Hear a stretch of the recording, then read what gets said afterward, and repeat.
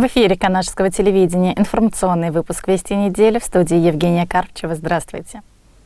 8 июля в России отмечается ни на что не похожий, очень душевный и глубокий по смыслу праздник – День семьи, любви и верности. В городском отделе ЗАГС прошло чествование супружеской пары Андрея Юрьевича и Элины Ивановны Семеновых. Подробнее далее. В мероприятии приняли участие депутат Государственного совета Чувашской республики Виталий Иванов, заместитель главы, начальник отдела имущественных и земельных отношений администрации города Канаш Николай Белов, заместитель генерального директора по правовым вопросам группы компаний «Экра» Артем Владимиров. Они вручили супругам медаль за любовь и верность. Супруги Семеновы прожили в браке 28 лет, воспитали и вырастили двоих дочерей Анастасию и Елизавету. Обе дочери – активные участницы художественной самодеятельности, лауреаты республиканских, межрегиональных и всероссийских конкурсов. Семья Семеновых принимает активное участие в общественной жизни города. Ежегодно участвует в городском фестивале «Ромашковая Русь», посвященном Дню семьи, любви и верности. Дорогие горожане, хочется сегодня, в такой замечательный день, 8 июля, День семьи, любви и верности, поздравить всех. Знаете, вот как говорят музыканты, чтобы вся ваша жизнь шла как по нотам, как игра в 4 руки. Что это значит? Игра в 4 руки – это значит друг друга поддерживать, смотреть в одну сторону. Это значит чувствовать, и роли, они всегда немножко меняются. Не бывает правая партия главная, вторая партия главная, они всегда меняются, взаимозаменяют. Так вот, хорошая игра в 4 руки – это и есть залог, наверное, счастливой супружеской жизни. Всем вам крепкого здоровья, счастья на долгие лета. Вам, вашим детям, вашим внукам. С праздником, дорогие! Желаем семье Семеновых большого семейного счастья, здоровья, любви и благополучия. 23 июня в городском парке культуры состоялись мероприятия, посвященные Дню Республики. Подробности в репортаже Лады Матвеевой. Заместитель главы по вопросам социальной политики, начальник отдела образования и молодежной политики администрации города Канаш Наталья Суркова поздравила присутствующих с главным государственным и национальным праздником Чувашии. Пожелала всем крепкого здоровья, счастья и благополучия. Дорогие друзья! От имени главы администрации города Виталия Николаевича Михайлова я поздравляю вас всех с Днем Республики. Этот праздник объединяет в себе всех жителей нашей республики, всех жителей нашего города, всех тех, кто ценит и чтит традиции и обычаи нашего народа. Я от всей души поздравляю вас с праздником, желаю вам крепкого здоровья, успехов, исполнения всех ваших желаний. Программа праздника была яркой и насыщенной. Для жителей и гостей города состоялся праздничный концерт солистов и творческих коллективов. Зрителей порадовали выступления вокальных и хореографических групп. Кроме того, в рамках праздника были организованы различные площадки. Для самых маленьких работали детские аттракционы, карусели, батуты. Для любителей декоративно-прикладного искусства были представлены работы местных мастеров. Тот, кто увлекался чувашской национальной вышивкой, скорее всего знает, что каждый орнамент в чувашской вышивке что-то означает. Вот сейчас я вам покажу игольницы, где есть чувашские орнаменты. Вот, допустим, вот этот вот орнамент означает петух. Снизу идет земля, которая здесь выполнена эта земля с помощью древнего чувашского шва. Он называется шулам. Вот еще и одна игольница. Здесь орнамент жука, капшанга по-чувашски.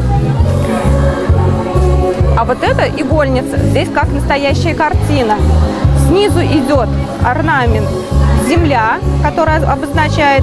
Дальше идут 2 барана, цветок растения, чеджек мы называем по-чувашски.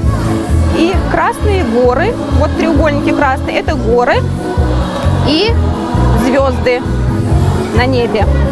Я представляю традиционно народные промыслы, роспись авторская по мотивам чувашской вышивки. По мотивам же чувашской вышивки делаю разделочные доски. Доски по мотивам городецкой росписи. Бренд, авторские вещи, душевные подушечки, но, к сожалению, с собой в данный момент я просто не взяла. Хочу поздравить просто всех, наверное, с праздником Дня Республики, пожелать всем здоровья, успехов, любви, счастья и удачи. Я хотела бы поздравить всех жителей нашего города с замечательным праздником Днем Республики. И я рада, что на нашем празднике мастерам города предоставили возможность показать свои работы. Мы чтем традиции и считаем, что у любого народа, у русского, у чувашского, у татарского, независимо от национальности, не будет будущего, если мы забудем свое прошлое. И поэтому наши мастера берегут традиции, привносят в это что-то свое новое. И вот вы можете наслаждаться нашими замечательными работами. Мало того, мы готовы научить всех, и детей, и взрослых, чтобы все умели делать что-то подобное и радовать всех. Специалистами Центральной библиотеки была подготовлена интерактивная библиоплощадка для взрослых и детей. Также в этот день работали специальные фотозоны и точки общественного питания. Все мероприятия были организованы с соблюдением социальной дистанции и с использованием дезинфицирующих средств. В городе Канаш состоялось общественное обсуждение по благоустройству футбольного поля городского парка культуры и отдыха. Подробности в нашем репортаже. В рамках реализации мероприятий федеральной программы формирования комфортной городской среды национального проекта «Жилье и городская среда» на территории города Канаш с 26 апреля по 30 мая 2021 года прошло онлайн-голосование по выбору варианта благоустройства общественного пространства на 2022 год. Было представлено 3 дизайн-проекта общественных территорий: футбольное поле Канашского городского парка культуры и отдыха, пешеходная зона по улице Ильича, многофункциональная детская площадка. В голосовании приняли участие 4655 человек. Из них 2386 голосов были отданы за благоустройство футбольного поля Канашского парка. В связи с этим 1 июля в городе прошло общественное обсуждение по благоустройству данной территории. В мероприятии приняли участие главный архитектор Чувашской республики Алена Протасевич, глава города Канаш Андрей Константинов, представители Минстроя Чувашии, администрации города Канаш, заместитель генерального директора по правовым вопросам группы компаний «Экра» Артем Владимиров, а также заинтересованные лица и неравнодушные граждане. В ходе обсуждения поступили предложения создать беговые дорожки, система видеонаблюдения и освещения, трибуны для зрителей, дополнительное оборудование для игры в футбол. Также жителей интересовало то, каким будет покрытие футбольного поля, его система полива, наличие раздевалок для команд и тренеров, санитарные узлы, душевые и раздевалки. Здесь будут дети, дай бог, разного возраста. И, предположим, если все хорошо получится, площадку можно использовать для проведения различных мероприятий в том числе. Так вот, проведение футбольных соревнований для детей различного возраста требует различной конфигурации ворот. И если есть такая возможность, в том числе в тот проект, который здесь существует, я считаю, просто необходимо включить 2 пар ворот в зависимости от возрастной категории. Это стандартные ворота самого по себе, и поперек футбольного поля еще должны быть ворота 2 на 5 и 2 на 4. То есть то, что требуется согласно возрастных категорий к школьным командам. Большие ворота для взрослых, дети школьного возраста должны играть поперек на футбольных воротах 2 на 5 метров.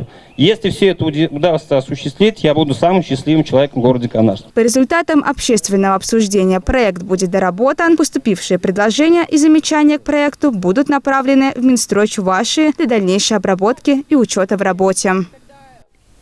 На этом наш выпуск подходит к концу. Всех благ вам и здоровья. До новых встреч!